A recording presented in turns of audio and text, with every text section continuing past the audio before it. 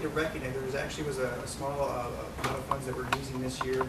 We got in recognition that when the bridge went down, certain roads took on much more traffic, and that had an immediate impact. They studied like Broadway did too. Exactly.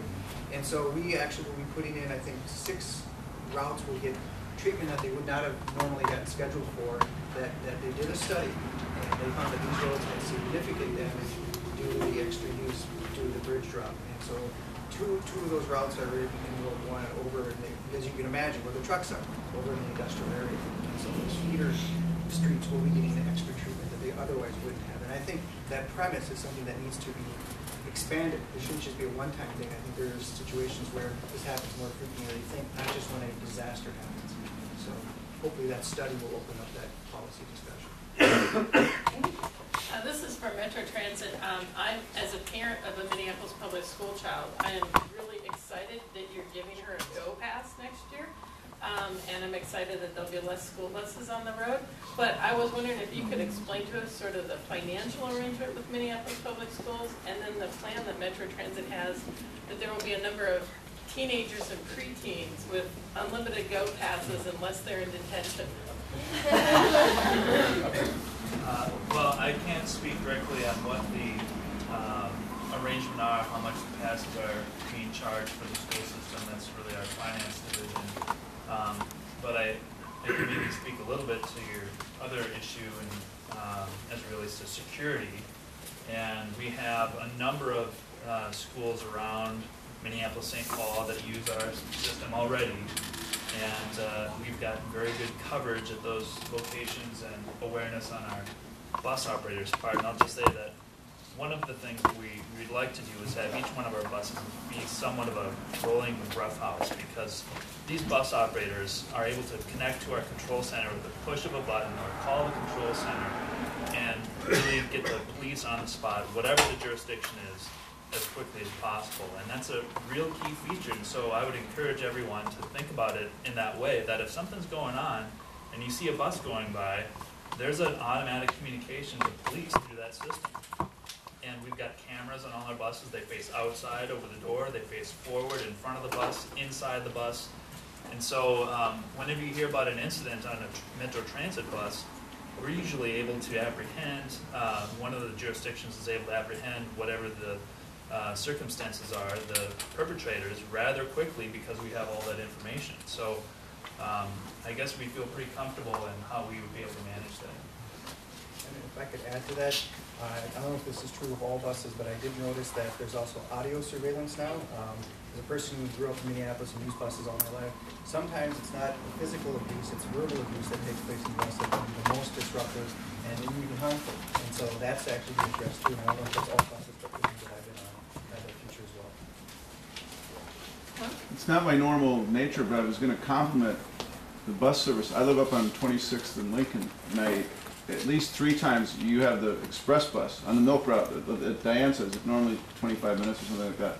But your express, one day I was checking my watch because it took me 11 minutes, I think, to get from Central Library to the house. And I thought I was off, you know. And that's the, I mean, it was like, wait, what happened? But it's amazing. You know, it'd be nice if that ran later.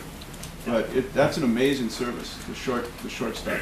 I appreciate that, and I think one of it's kudos to our schedule makers, people who analyze our service every single day and adjust the schedule for the traffic throughout the day. So your trip at 7:45 in the morning is probably going to take longer than your trip at 9:45 in the morning, and so we're able to adjust for that and hopefully provide, again, try and be as competitive as we can. Did you any hands that I'm missing? Okay, Queen.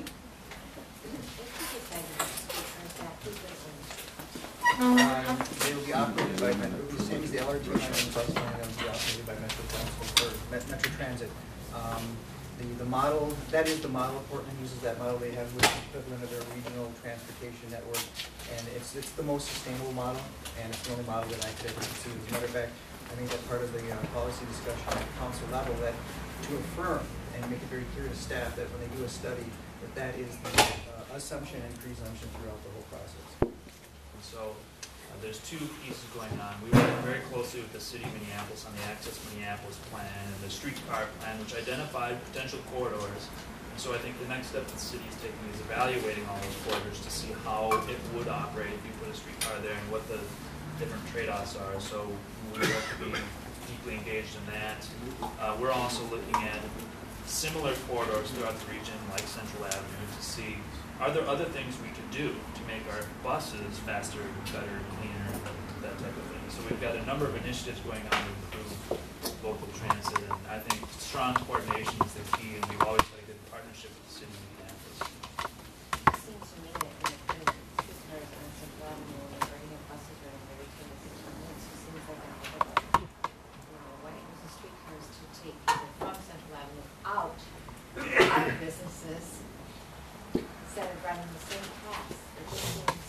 Oh, it'd be one of the reasons why we call it the 1018, when we're going to study the three preferred routes moving forward. It's the 10, which is Central, 18, which is Nicollet, and Midtown. The reason why we say 1018 because we want to get it very clear in people's minds that this would not be in addition to bus service. It would be part of it. It would be a continuum. And some of the advantages are if you're a rider north of Minneapolis. This is when you get to Minneapolis, you have two kind of moments I hear. One is, oh, okay, now we're in the more denser, more stop part of northeast Minneapolis, and it's kind of like the first slowdown. And then you get to downtown, and it gets considerably slower. And so what we'll be able to avoid here is that if the Minneapolis component is serviced by a very reliable streetcar line, then once you get to Minneapolis, it's not, we're in Minneapolis. You're actually going to be flying then at that point. And that's sort of the model that we're approaching at this point in time. But that will get studied out. And if we find that there is no significant advantage to justify the cost, then it's just a good idea that won't happen, or a nice sounding idea. But our preliminary analysis is that would work well, and there are other equivalent models in other cities. There are other models in other cities, and I would say they're a wide range of environments that they operate in.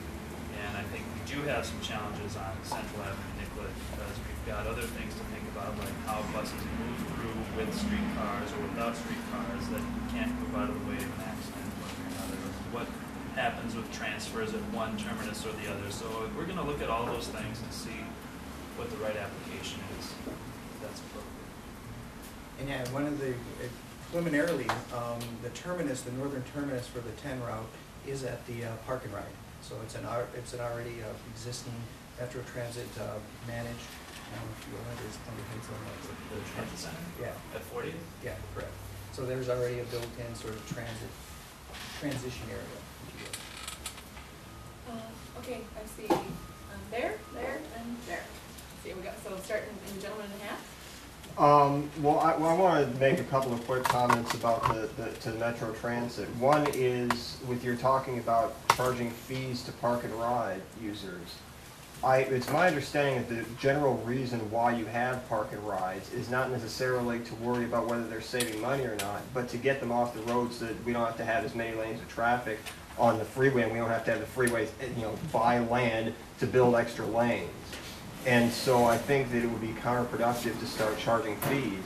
The other thing is to do a tiered payment system like you do on North Star Rail is relatively confusing.